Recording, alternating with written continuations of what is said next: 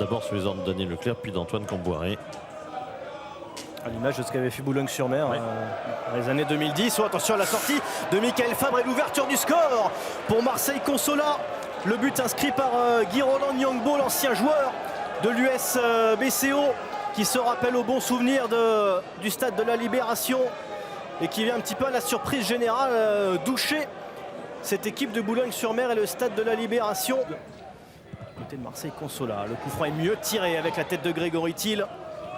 C'est toujours pas terminé. Et avec la frappe de Tony Mauricio, elle est captée, elle était vers le but, en tout cas d'Alexis Sauvage qui était vigilant. De Marseille Consola, Rémi Sergio par exemple.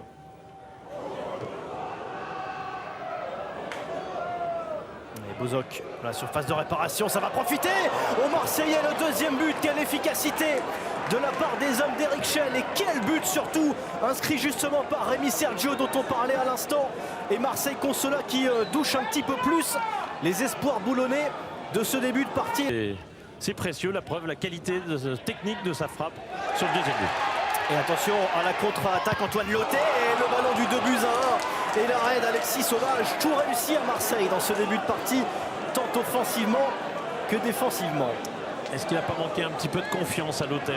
On rappelle qu'il y a aussi Amada Jambet dans cette liste. Ah oui. Oh, la bonne tête qui passe à côté du but d'Alexis Sauvage.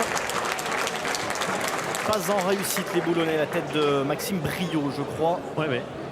Qui était venu imposer son mètre 88 en attaque. Ah non, finalement, c'est pour une combinaison avec Mauricio et la réduction de l'écart grâce à Tony Mauricio qui inscrit son 6e but cette saison dans le championnat national. Il va être refusé le but. Ouais, il va être refusé car Thiel a joué le ballon, touché au pas, je n'en sais rien.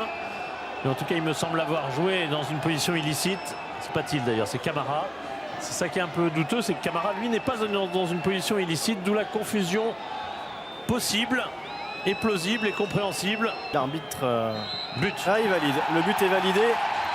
Mais dans la façon dont on arbitre aujourd'hui, logiquement, on doit accorder ce but. Et ça revient sur Ibrahim Sakho. Bon décalage avec Antoine Loté. Loté dans la surface devant Marek Amiri. Centre de bon enfant avec la tête de Tony Mauricio. Et il la prend de l'épaule, j'ai l'impression, Mauricio. Là encore, c'était une belle occasion de but et d'égalisation pour Boulogne. Loté devant Amiri. Loté toujours, frappe du gauche de Loté, Sauvage qui repousse et qui en deux temps reprend ce ballon que convoitait Jérémy Grain.